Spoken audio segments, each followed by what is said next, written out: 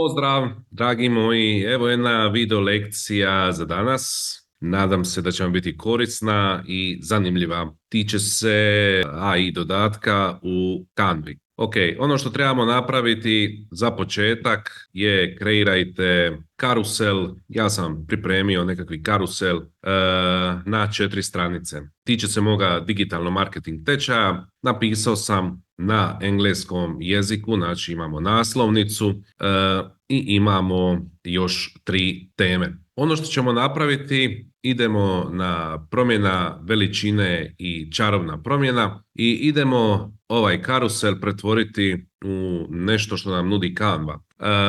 Ono što možemo napraviti sažetak, kreativnu objavu na blogu, skica prezentacije, ideja za marketing sadržaja, objava na LinkedInu, scenarij za video zapis ili skripta, detaljni plan projekta, dopis putem e-pošte, čak i pjesmu. Pa idemo za početak kreirati od ovoga karusela nekakvu objavu za naš blog. Kliknimo pretvorba u doc. Pričekamo nekoliko sekundi, otvorimo dokument i dobili smo jedan sadržaj za naš blog članak sa super naslovom i vidite pisano je se u paragrafima, imamo i pod naslove. Ok, druga stvar koju možemo napraviti, kaže scenarij, odnosno skripta za video zapis, pa idemo kreirati skriptu za video zapis od ovoga našeg karusela. Evo ga, dobili smo naslov, dobili smo nekakvi tekst ispod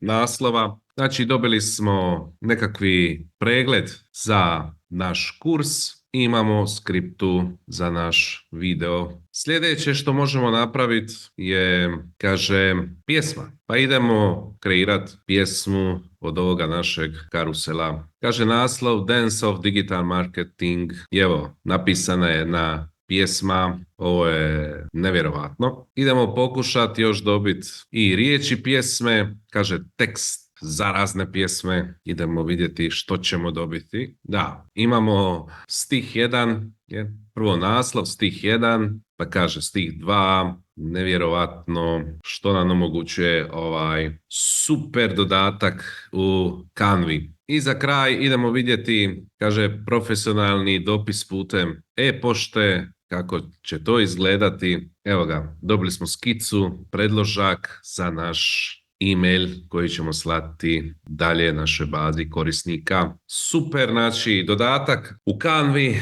Slobodno komentirajte u opisu moga videa, vidjet ćete više o mojim tečajevima. Komentirajte, dijelite ovaj video koji može pomoći nekim od vaših prijatelja, poznanika, ljudima koji vole Canvu i rad u Canvi. Do idućeg videa, pozdravljam vas, čao.